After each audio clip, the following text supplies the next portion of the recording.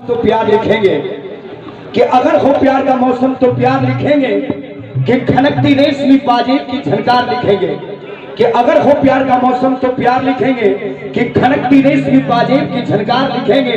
अरे जब भी बात आएगी भोजपुरी ठेठ गवई की तो सबसे पहले आदरणीय गोलू राजा जी का नाम लिखेंगे। अब चाहिए जोरदार तालियों के साथ अपने भोजपुरी सम्राट भोजपुरी राजा गोलू राजा जी के सम्मान में एक बार जोरदार तालियां सबों की तरफ से होनी चाहिए। स्वागत है गोलू राजा जी का।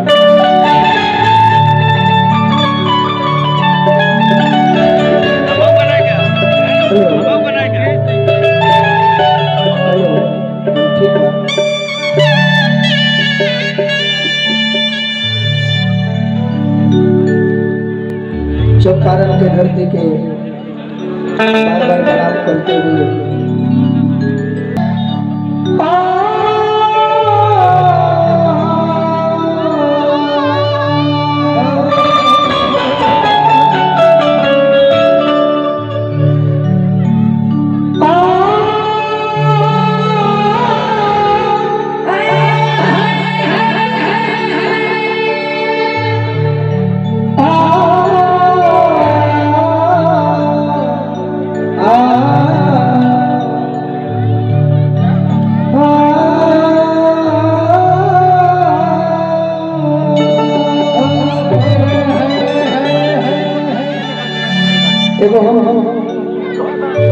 भजन सुनाई जैसे हम प्रोग्राम के शुरुआत करेगा।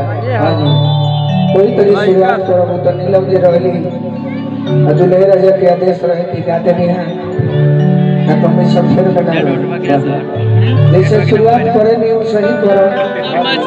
लेकिन हाँ ये बात बा कि जितने तेरी गाई सबकर मन खुश रही।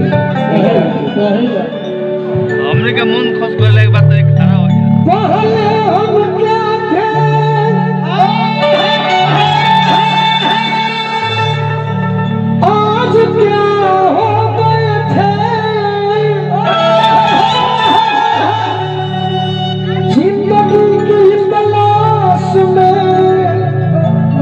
जिंदगी से हाथ धो बैठे चूड़ा भर पानी अगर छानी कमर बाता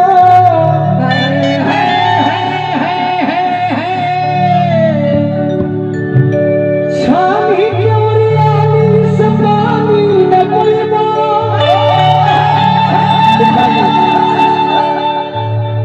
हाइट में खत्म हो जलाना तू हो जाइबा तो बाबूजी के बाबूजी न लइके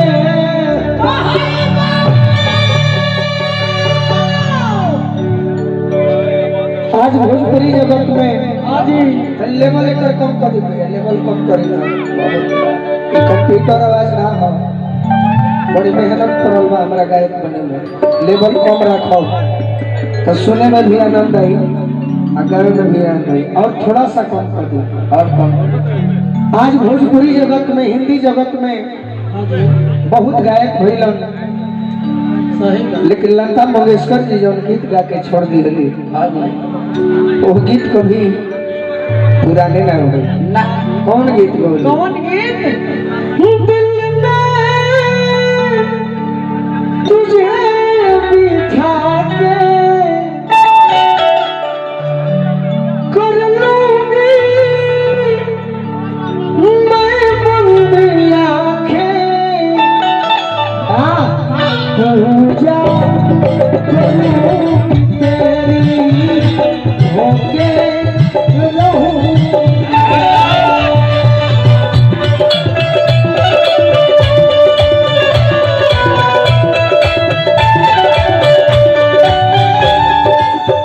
पहले बात वाली माई से कहने के माई